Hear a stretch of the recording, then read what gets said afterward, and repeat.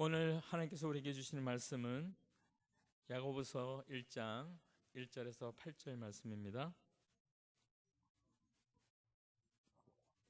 야고보서 1장 1절에서 8절 말씀 제가 봉독해 드리겠습니다. 하나님과 주 예수 그리스도의 종 야고보는 흩어져 있는 12지파에게 문안하노라. 내 형제들아, 너희가 여러 가지 시험을 만나거든 온전히 기쁘게 여기라. 이는 너희의 믿음의 시련이 인내를 만들어내는 줄 너희가 알미라. 인내를 온전히 이루라. 이는 너희로 온전하고 구비하여 조금도 부족함이 없게 하려 함이라. 너희 중에 누구든지 지혜가 부족하거든 모든 사람에게 후히 주시고 꾸짖지 아니하시는 하나님께 구하라. 그리하면 주시리라. 오직 믿음으로 구하고 조금도 의심하지 말라. 의심하는 자는 마치 바람에 밀려 요동하는 바다 물결 같으니 이런 사람은 무엇이든지 주께 얻기를 생각지 말라. 두 마음을 품어 모든 일에 정함이 없는 자로다. 아멘. 오늘은 시험을 당할 때 기쁘게 여기다 라는 제목으로 함께 은혜를 나누고자 합니다. 오늘 야고보서인데 제가 이제 앞으로 계속 에베소서는 마쳤고 이제 야고보서를 함께 나누고자 합니다. 야고보가 쓴 편지죠. 근데 야고보가 성경에 참 많이 나와요. 그리고 그 당시에는 이 야고보라는 이름이 우리 옛날 철수나 순이처럼 아주 흔한 이름입니다. 그러니까는 예수님의 제자 중에도 야고보가 둘이나 있죠. 알페오의 아들 야고보, 세베대의 아들 야고보. 그래서 이들이 저자인가 이렇게 생각하는 분도 있는데 지배적인 견해는 오늘 말씀 야고보서는 예수의 동생 야고보가 저자로 인정되고 있습니다. 마리아의 남편 요셉은 마리아가 성령으로 예수님을 잉태한 다음부터 예수님이 탄생할 때까지 마리아와 동침하지 않았어요. 그런데 예수님이 탄생한 후에는 정상적인 부부 생활을 하여서 4명의 다른 형제를 낳았습니다. 마태복음 13장 55절을 보면 이렇게 되어 있죠. 이는 그 목수의 아들이 아니냐. 그 모친은 마리아, 그의 형제들은 야고보, 요셉, 시몬, 유다라 하지 않느냐. 그러니까 예수님은 4명의 동생이 있었던 것 같아요. 그리고 야고보는 그 동생들 중에 첫째 동생이죠. 그러나 그는 예수님이 살아계실 때는 자기 형이 하나님의 아들이라는 것을 믿지 않았습니다. 인정하지 않았어요. 오히려 미친 사람 취급을 했습니다. 그러나 고린도전서 15장 5절에서 7절 말씀을 보면 이렇게 되어 있는데 게바에게 보이시고 후에 12제자와 그 외에 500여 형제에게 일시에 보이셨나니 그 중에 지금까지 태반이나 살아있고 어떤 이는 잠들었으며 그 후에 야고보에게 보이셨으며 그 후에 모든 사도에게 와라고 되어 있어요. 예수님께서 부활하시고 야고보에게도 나타났다는 거죠. 그리고 야고보가 예수님을 만난 이후에 그때부터 예수님을 믿었다고 이렇게 전해주고 있어요. 그리고 그 후에는 교회의 중요한 지도자가 됩니다. 사도행전에도 그 예루살렘에서 유대를 이끌어가는 지도자로 있다가 결국은 돌에 맞아서 순교된다고 이렇게 기록되어 있습니다. 그는 기도의 사람이었어요. 그래서 요세푸스라가 그 역사가 있는데 그는 얼마나 기도했는지 무릎이 낙타 무릎같이 되었다고 해요. 한국에서도 아마 이 책이 나왔죠. 낙타 무릎이라는 책. 바로 야고보, 예수님의 동생 야고보에 대한 책입니다. 그리고 그의 말씀의 특징은, 이 야고보서의 특징은 직설적인 표현을 많이 하고 있습니다.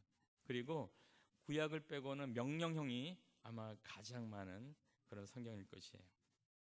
야고보는 오늘 지금 말씀해 보면 흩어져 있는 12지파에게 이렇게 편지를 한다고 되어 있습니다. 그 당시에는 두 종류로 나눠서 복음을 전했어요. 야고보와 베드로는 유대 민족에게, 그리고 사도 바울은 이방인들에게 이렇게 좀 나눠서 복음을 전했습니다. 그래서 지금 야고보가 12지파라고 하는 것은 유대인의 그 12지파 쪽을 얘기하는 것이에요.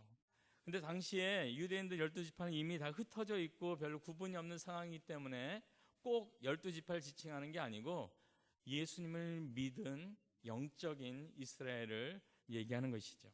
결국 이 말씀은 누구에게 주어진 말씀이냐면 영적인 이스라엘 백성들, 바로 현재 우리가 믿는 우리에게도 주어진 말씀이라는 것이죠.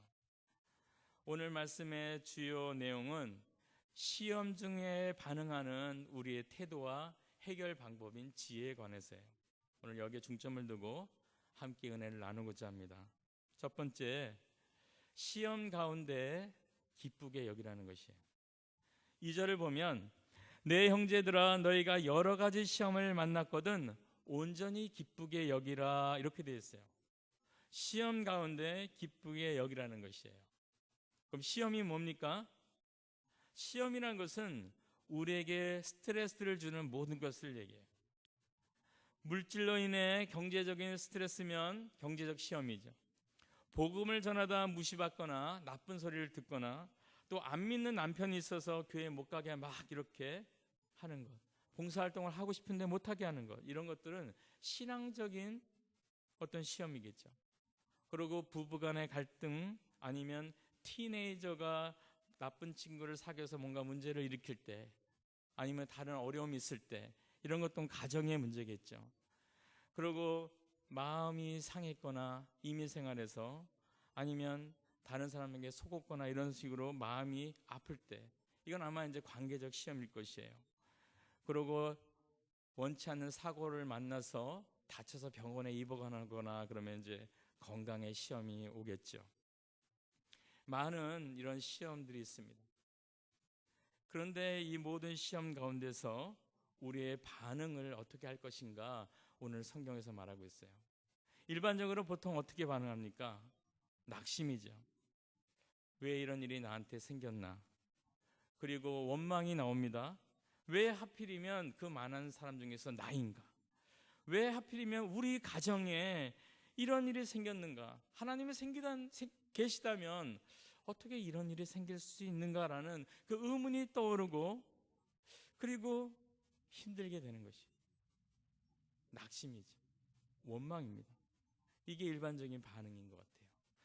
그러나 오늘 성경은, 야고보는 이런 세상 사람들의 일반적인 반응이 아니라 그리스도인다운 반응을 하라고 우리에게 지금 명하고 있어요. 2절이 그렇죠. 시험이 오면 온전히 기쁘게 여기라, 이렇게 되어 있어요. 공동 번역에서 보면은 더할 나위 없이 기뻐하라, 이런 말씀이에요. 경제적인 시험, 신앙의 시험, 가정의 시험, 건강의 시험, 그리고 인간 관계에서 오는 시험이 닥칠 때 더할 나위 없이 기뻐하라는 것이에요. 상식적으로 이해가 안 되는 말씀이죠. 그런데 왜 주님은 왜 이런 상식에 벗어난 명령을 야고보를 통해서 지금 우리에게 하고 계십니까? 기뻐할 수 없는데. 3절에서 보면 그 실마리를 우리가 찾을 수 있어요. 이는 너희 믿음의 시련이 인내를 만들어내는 줄 너희가 알미라, 이렇게 되어 있어요. 기뻐할 수 있는 것은 너희가 알기 때문이라는 것이에요. 그럼 무엇을 알기 때문입니까? 시련이 인내라는 성품을 만들어내는 줄을 알기 때문에 기뻐할 수 있다는 것이에요. 인내를 만들어내는 것 때문에. 그리고 4절과 연관하여 보면 이 시련이 인내뿐 아니라 우리를 온전하고 구비하게, 성숙하게, 조금 더 부족함이 없게 만든다는 것이에요. 바로 이 시험을 통해서 우리를 성숙시키려는 하나님의 계획이 있음을 알기에 미리 기뻐하라는 것입니다. 이 시험이 결국 아름다운 결과를 가져올 것이라는 것을 알기 때문에 기뻐하라는 것이에요. 시험 자체 때문에 기뻐하라는 것이 아닙니다. 그건 이상한 사람이죠. 그게 아니고 결과가 좋아질 걸 알기 때문에, 그것 때문에 기뻐하라는 것이에요. 우리는 경험상 우리 삶이 잘 풀어갈 경우에는 우리 인격이 변하지 않는다는 것을 알아요. 왜? 이대로 그대로 가면 되기 때문입니다. 그런데 이상하게 우리가 어려운 일을 당하면 뭔가를 배워갈 때가 많아요. 우리가 세상사를 보면 어떻습니까? 존경받고 훌륭한 일을 해낸 사람들을 보면 편하고 좋은 환경에서 그런 일을 해낸 게 아니에요. 많은 경우에 힘든 가운데서, 고난을 겪는 가운데서 그런 훌륭한 일들을 해냈다는 것입니다. 오히려 편한 환경 이런 데서는 게으름뱅이가 많이 나오죠. 그럼 망나니가 많이 나와요. 그런 것이 나오기 쉽습니다. 바로 이것이에요. 시험과 고난에서 겸손을 배울 수 있게 되는 것이고, 남을 이해하는 것을 배울 수 있게 되는 것이고, 어떻게 사랑하는지를, 어떻게 상처받는 사람을 위로하는지를 배울 수 있게 되는 것이고, 동정심을 배울 수 있게 되는 것이에요. 그리고 남이 아파하는 것을 이해할 수 있게 되는 것입니다. 이것을 느끼기 때문이에요. 본인이 느껴봤기 때문에 다른 사람을 이해할 수 있는 폭이 넓어지고 성숙해질 수 있다는 것이에요. 바로 이런 결과를 우리가 알기 때문에 기뻐하라는 말씀을 지금 하는 것입니다. 이 말씀 가운데 우리가 조심해야 될 게 있죠. 하나님께서는 시험을 허락하시는 분이지 시험을 하는 분이 아니라는 것이에요. 아브라함은 인생에 딱 한 번 시험을 당했습니다. 그렇기 때문에 우리가 겪는 시험의 많은 경우는 하나님이 주시는 시험이 아니라는 것이에요. 오해하면 안 됩니다. 대부분의 우리가 겪는 시험은 우리가 만들어낸 것이 많아요. 경제적인 것은 어떨 때 옵니까? 돈 욕심을 너무 많이 내서, 아니면 자기가 게을렀기 때문에 생기는 경우가 많다는 것이죠. 영적인 시험은 언제 옵니까? 하나님의 사랑, 하나님의 그 사랑을 우리가 믿지 못하고 우리의 생각대로 움직일 때 영적인 시험을 많이 와요. 자녀들의 오는 시험은 어떤 것입니까? 그들을 하나님의 말씀대로 양육하지 않은 게 나중에 결과물로 찾아오는 경우가 많습니다. 그 때를 놓쳤기 때문에 결과물로 오는 시험들이 오는 거죠. 많은 경우에 시험은 하나님이 주시는 게 아니에요. 우리가 만들어내는 것들이 많다는 것이죠.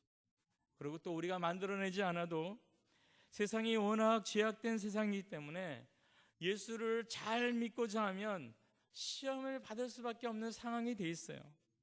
우리가 죄인 가운데 살기 때문에, 우리가 주의 말씀대로 살아가자면 미움을 받고 핍박을 받는 것은 당연한 것입니다. 정직하게 살면 좋아하는 사람도 있지만 핍박하는 사람도 나오게 마련이에요. 하나님이 주시지 않아도 이미 세상 곳곳에는 시험이 있습니다. 우리는 시험에 당할 수밖에 없는 상황이에요. 하나님은 오히려 이 때문에, 우리의 약함 때문에 우리가 시험에 빠졌을 때 건져주시는 분이라는 것이죠. 그런데 우리가 이런 생각이 싹 스쳐갈 때가 있죠. 이런 불만. 그래도 그렇지, 하나님께서 이 시험을 좀 막아주시면 얼마나 좋은가, 너무 힘든데. 우리의 이런 생각과는 달리 주님은 우리를 훈련시키고 성숙해야 될 일이 있을 때 우리를 시험 가운데 그대로 둡니다. 허락하는 거죠. 태권도 배워보신 분 있죠? 태권도 고단 유단자가 되기 위해서는 겪어야 될 것이 하나 있어요. 다리를 찢어야 됩니다. 다리를 일자로 찢고 옆으로 다 찢어서 자유자재로 움직일 수 없으면 태권도 고단자가 될 수 없어요. 다리를 찢는 고통이 있어야지 고단자로 갈 수 있습니다. 잘 알잖아요. 명검 하나를 만들기 위해서 얼마나 많은, 수천 번, 때로는 10,000번 가까이 풀무불 속에 이 쇠가 들어갔다 나왔다 해야지 명검이 나와요. 한 몇 번 들어갔다 나온 칼들은 아마 달라나마에서 파는 1불짜리 칼일 거예요. 명검은 아니라도 쌍둥이 칼, 한 자루에 한 200불 정도 하더라고요. 1불이 아니고 그거는 여러 번 들어갔다 나왔을 겁니다. 바로 이런 것들이죠. 명품을 만들어내기 위해서 충분한 연단의 시간이 필요한 것처럼 우리도 연단의 기간이, 인내의 기간이 필요하다는 것이에요. 우리가 어떤 기도를 드릴 때 아무 해결이 보이지 않을 때, 하나님께서는 우리의 기도를 듣지 않거나 하나님의 능력이 없어 우리를 돕지 못하는 것이 아니고, 하나님께서는 우리는 모르지만 지금 무언가 우리를 미래에 도달하기 위해서 지금 시험 가운데 두고 계시다는 것입니다. 지금은 아프지만 이 아픔과 고난을 통해서 성장할 필요가 있기 때문에 시험을 허락했다는 것이. 이 신뢰는 다른 것이 아니죠. 믿음에서 나오는 것입니다. 히브리서 11장 1절 2절을 보면 뭐라고 되어 있어요? 믿음은 바라는 것들의 실상이요 보지 못하는 것들의 증거니 선진들이 이로써 증거를 얻었느니라. 이렇게 되어 있어요. 믿음은 바라는 것들의 실상이라 했습니다. 믿음은 하나님의 약속을 그리고 우리의 비전과 꿈을 현실화하고 사는 것이에요. 보지 못한 것을 확실히 본 것으로 증거할 수 있는 확신. 요셉이 이런 사람이었잖아요. 저는 요셉을 정말 좋아해요. 요셉의 스토리를 좋아합니다. 요셉은 그의 비전을 현실화하고 산 사람이에요. 그에게 있어서 해와 달이 그에게 엎드려 절을 하고 11별이 그에게 절한 것은 꿈이나 환상이 아니라 이제 곧 들어 닥칠 현실이었어요. 그것을 믿고 산 사람입니다. 그렇기에 그는 그렇게 믿었던 형들이 죽이려 했던 순간에서도 그 꿈은 없어지지 않았습니다. 그 형들이 자기를 노예로 팔아서 노예가 됐을 때도 그는 좌절하지 않았어요. 그리고 성폭력 미수범이라는 억울한 누명을 쓰고 반역자들이나 가는 왕의 감옥에 갇혔을 때도 그의 꿈은 실상이었습니다. 즉 현실로 느끼고 살았다는 것이에요. 곧 올 걸로 알고 있었다는 것입니다. 이것을 통해서 복된 날이 올 거기 때문에 자기의 인격을 성숙시키고 배울 것이 있기 때문에 하나님께서 지금 이런 시험을 주셨다는 믿음, 그렇기 때문에 그 옥에 함께 계신 하나님과 교제하며 기쁨으로 지냈던 것이에요. 기쁨으로 지낸지 어떻게 하냐고요? 창세기 39장 23절 보면 이렇게 되어 있잖아요. 여호와께서 요셉과 함께 하심이라. 여호와께서 그를 범사에 형통케 하셨더라. 이렇게 되어 있죠. 만약 하나님이 요셉을 버렸다면 함께 하실 이유가 없죠. 그리고 요셉이 만약 환경과 처지를 원망하여 하나님이 어딨냐고 마음에서 원망하고 하나님을 거부하고 있었다면 하나님이 함께 할 이유도 없고 또 함께 할 수도 없었던 것이에요. 그는 비전과 꿈이 현실로 믿고 미래의 축복으로 받아들였기 때문에 거기서 하나님과 교제하며 견딜 수 있었던 것입니다. 오늘 야고보의 말처럼 시험을 당하거든 온전히 기쁘게 여기라, 이 말씀에 좋은 예인 것이에요. 미래를 하나님께 맡기고 현재의 고난 가운데 또는 시험 당할 때 인내로 우리를 성숙시키고 계신 주님을 믿고 온전히 기쁘게 하나님과 교제한 것이죠. 원망이나 절망하지 않았다는 것이에요. 기뻐하며 있었다는 것입니다. 결국 크라이막스가 오죠. 바로가 꿈을 꾸고 그 꿈을 해몽함으로 그는 갑자기 옥에 갇혔던 죄수가 총리 대신이 되고 맙니다. 세상 사람들은 운이 좋다고 얘기하지만 운이 아니잖아요. 이건 절대 운이 아닙니다. 하나님을 신뢰한 믿음의 결과예요. 하나님이 자기를 성숙시키고자 보낸 시험을 기쁨으로 이겨낸 그 결과물로 나타난 것입니다. 성숙해 가는 하나님의 은혜를 알고 기뻐했던 것이에요. 시험은, 환난은 저주가 아니라 축복의 시작입니다. 그리고 우리들이 생각하는 축복은 완성을 우리가 축복이라 생각하는 것이에요. 시험 때 하나님 우리를 도와주세요. 그리고 그냥 두지 않습니다. 버려두지 않아요. 그리고 시험은 무한정 길지 않습니다. 시험과 훈련은 항상 기간이 있어요. 우리 잘 알잖아요. 터널이 시작되면 터널 나오는 것이 있지 않습니까? 차를 타고 가다 보면 터널이 암만 길어도 결국은 끝이 있어요. 나올 날이 있다는 것입니다. 암만 힘들어도 끝날 날이 있다는 것이에요. 한국의 고3들 많이 힘들죠? 고3들 힘들다 그래도 평생 동안 고3 하는 사람 없어요. 1년이면 끝납니다.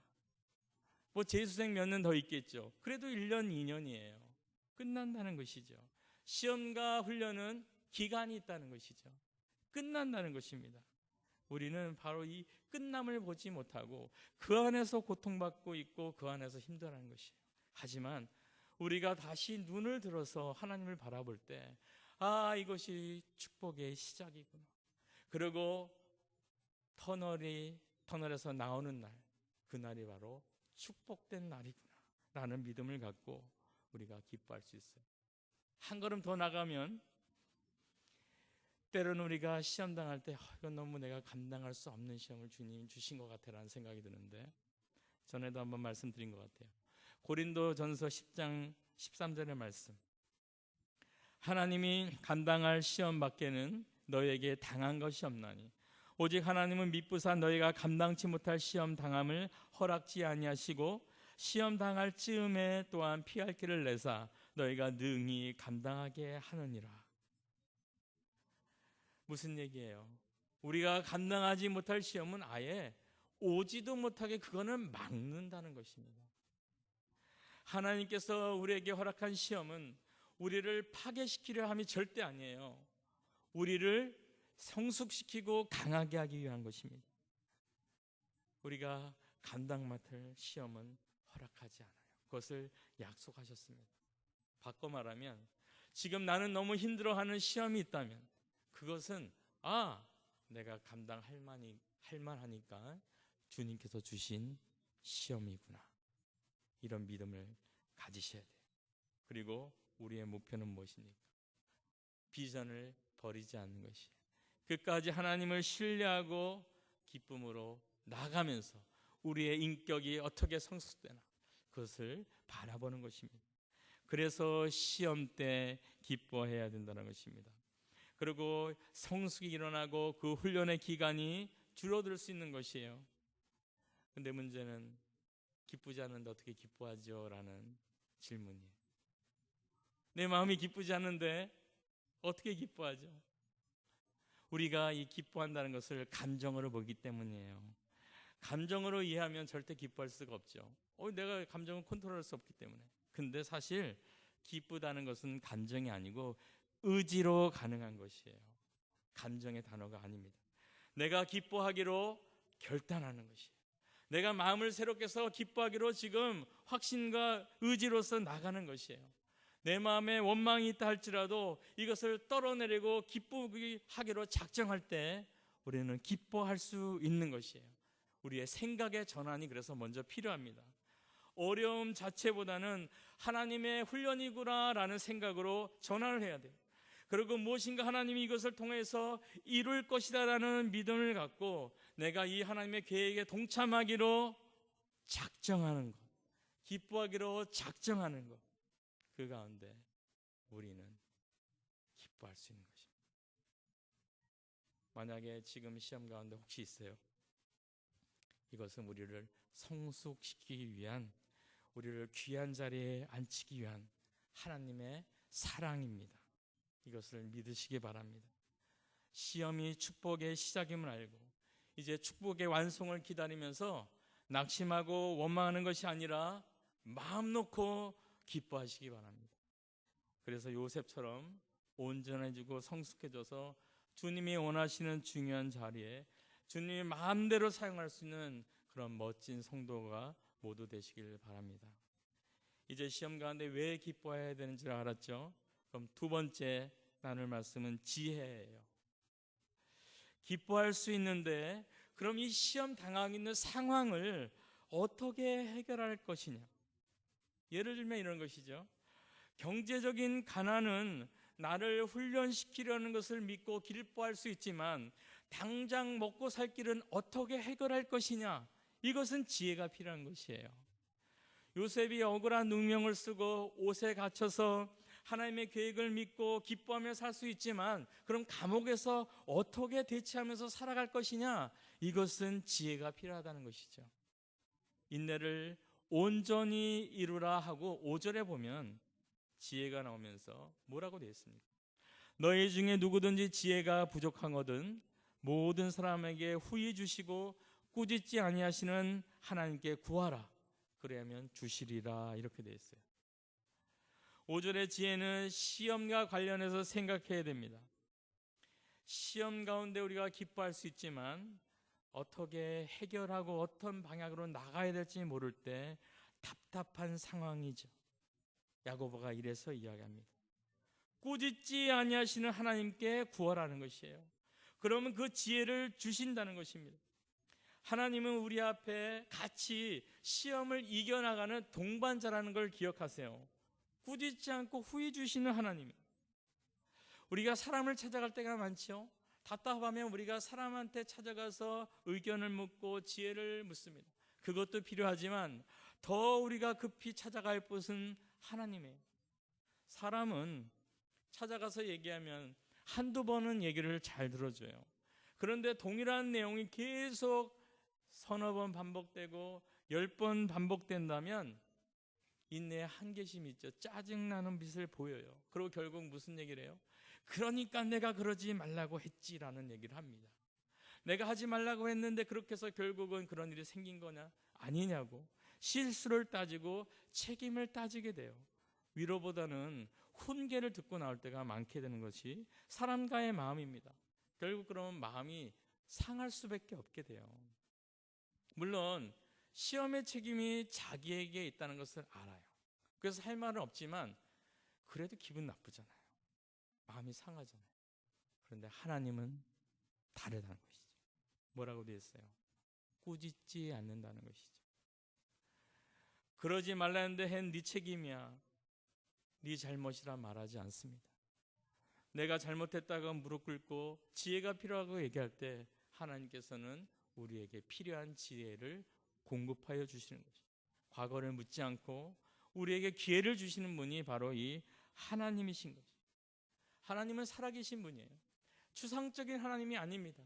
높은 데에서 계셔갖고 우리의 예배를 받기만 하는 그런 분이 아니에요. 그러시다면 예수 그리스도를 이 땅에 보낼 이유가 없죠. 예수 그리스도는 이 땅에 와서 같이 살으신 하나님이시죠. 그리고 다시 하늘에 올라가셨지만 이제 성령님을 보내셔서 우리와 동행하게 하시는 그런 하나님이에요. 하나님은 추상적인 분이 아닙니다. 바로 우리 생활 가운데 역사하고 관여하시는 분이 하나님이에요. 그렇기 때문에 이 하나님께 지혜를 구하는 것이 중요하다는 것입니다. 지혜와 지식의 차이는 잘 아시죠? 지식은 머릿속에 있는 것이에요. 말 그대로 지식, 누적되는 그 우리의 알아가는 것의 양을 얘기하는 것이죠. 그러나 지혜는 그 알아가는 양이 아니고 생활을 해나가는 능력을 말하는 것입니다. 바로 생활을 어떻게 해나갈지 아는 그 방법을 지혜라고 말을 해요. 지혜를 얘기할 때는 그래서 생활과 떨어질 수가 없는 것이죠. 생활과 우리는 하나님은 생활과 밀접하게 관계를 하십니다. 생활 속에서 역사하시고 우리를 돕기 원해요.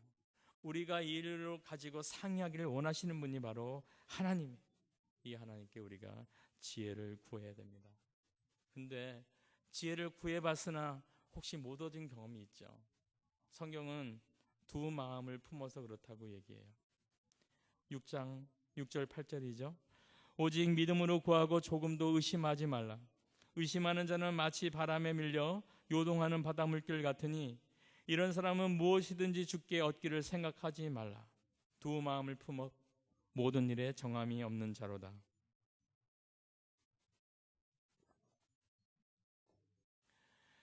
하나님께 우리가 받은 지혜가 있다면, 그래서 어떤 일을 결정했다면 그 일을 끝까지 믿고 나가야 돼요.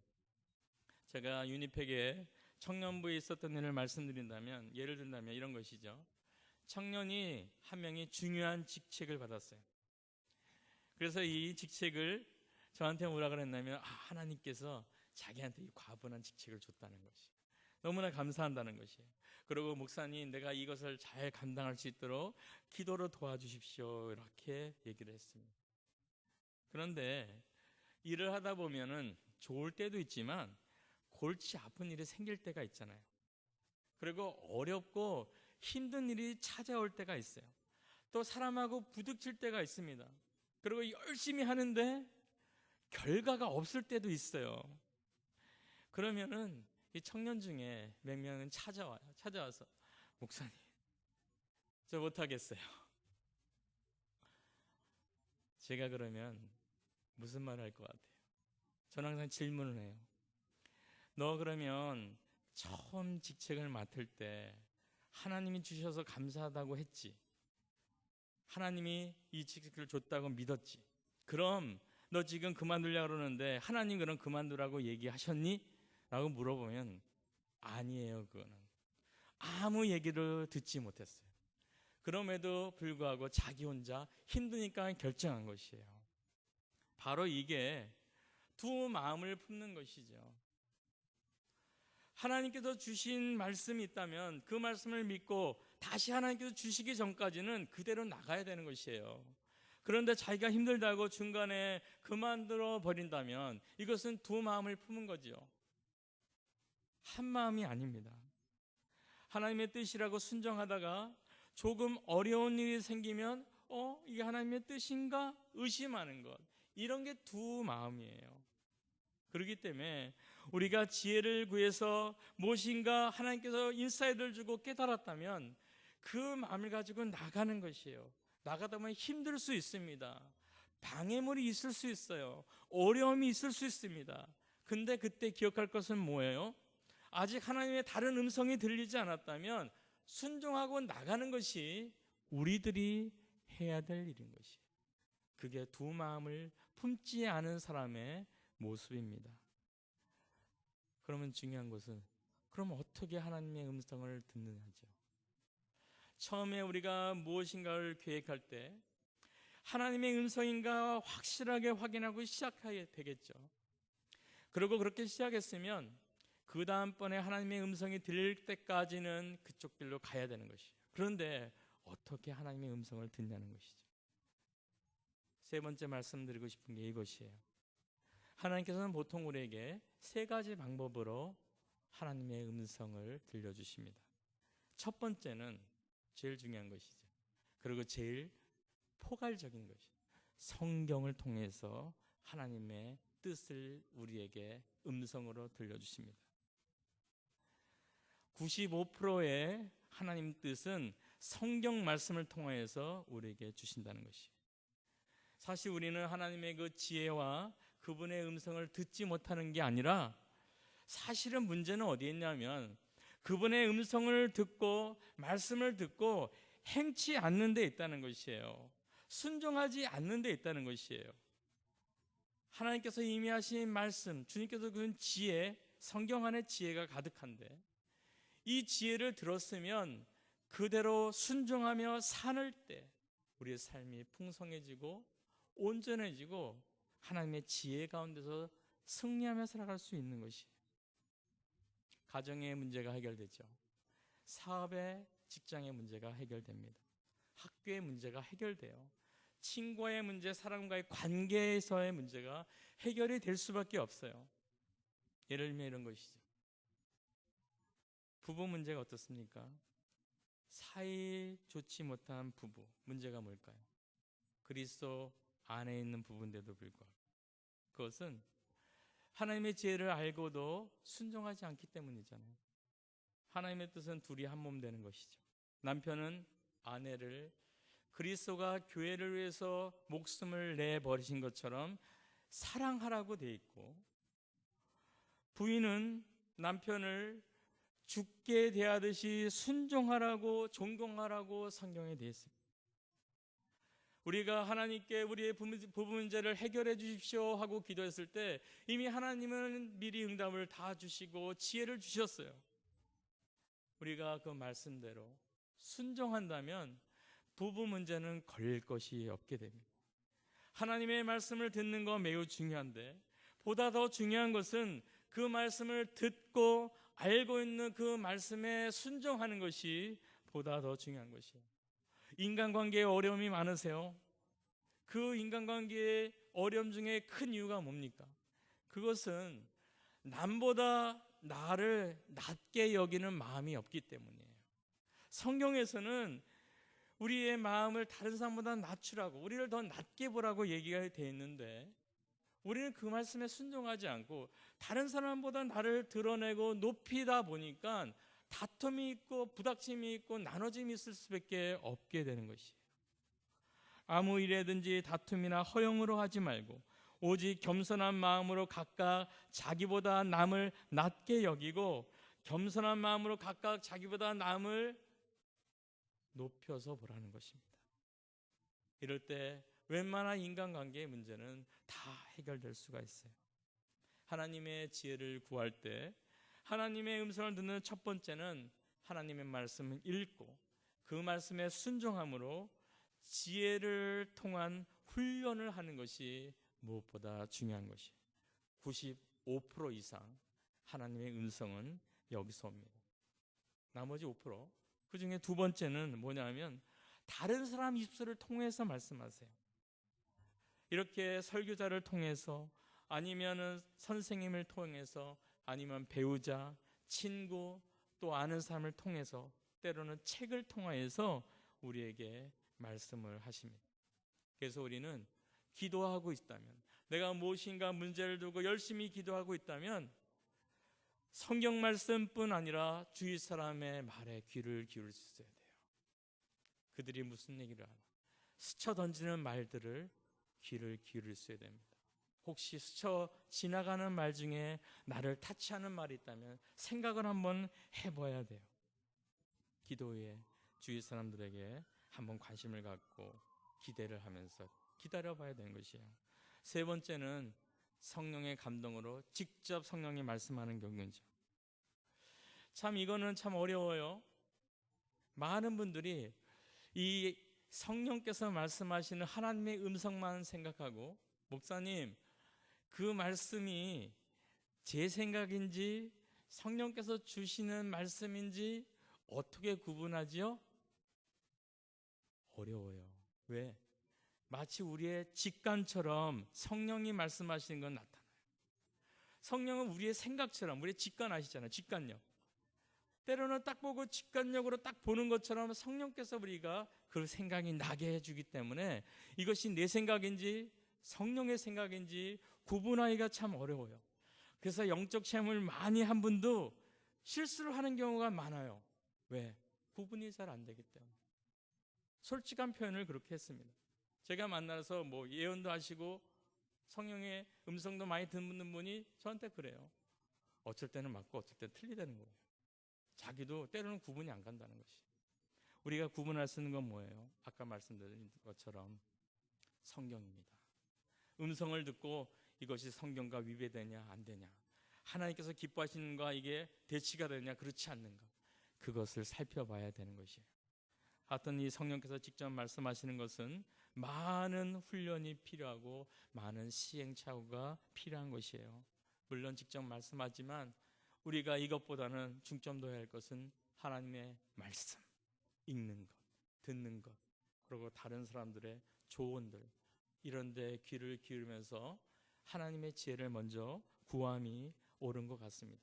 때로는 성령의 음성을 들을 때도 있을 때 그때는 잘 구별할 수 있어야 돼요. 하나님께서는 성령을 통해서 우리에게 말씀하시고 또 우리들이 거룩한 사람으로 빛과 소금의 노릇을 할 수 있는 그런 사람으로 성장하기를 바라는 것입니다. 이제 말씀을 정리합니다. 시험이 축복의 시작임을 아세요. 그리고 그 시험이 끝나는 날이 축복이 완성되는 날인 줄 믿고 기뻐하시기 바랍니다. 그리고 시험을 견디는 인내를 통해 우리를 온전하고 그리고 성숙시키고 부족함 없는 인격으로 만들기 위한 하나님의 뜻이 있음을 알고 시험 당할 때 기뻐하시기 바랍니다. 그리고 모든 상황에서 의심하거나 두 마음을 품는 것이 아니고 믿음으로 지혜를 구하시기 바라요. 그래서 꾸짖지 않고 풍족하게 주시는 하나님의 지혜를 얻어서 우리가 당장 처해 있는 생활의 문제를 해결하고 어려움을 헤쳐나감으로 당당히 승리하며 기쁨으로 살아갈 수 있는 우리 모두가 되길 바라겠습니다. 우리 함께 기도합니다. 하나님 감사합니다. 우리는 시험과 환난을 당할 때 먼저 우리 마음에 오는 것은 낙심과 절망과 원망이 온데 오늘 말씀은 그것이 아니라 너희가 그리스도인이라면 기뻐하라고 말씀을 하십니다. 왜냐하면 이것은 시험은 축복의 시작이기 때문에 이 축복이 완성되는 날에 우리가 그것을 기대하며 기뻐하라고 하십니다. 또 우리를 성숙시키고 성장시킴으로 하나님이 원하는 그 위치와 역할을 감당하기 위해서 우리를 인격적으로 변화시켜 가고 있는 그 하나님의 손길을 우리가 알고 기뻐하라고 말씀하십니다. 하나님, 우리가 오늘 우리에게 들려주시는 하나님의 지혜와 하나님의 음성에 순종함으로 환난과 시험 가운데 기뻐함으로 이 땅에서 당당히 승리하며 살아가는 기쁨을 누리는 우리 모두가 될 수 있도록 도와주시옵소서. 우리 주 예수님의 이름으로 기도드립니다. 아멘.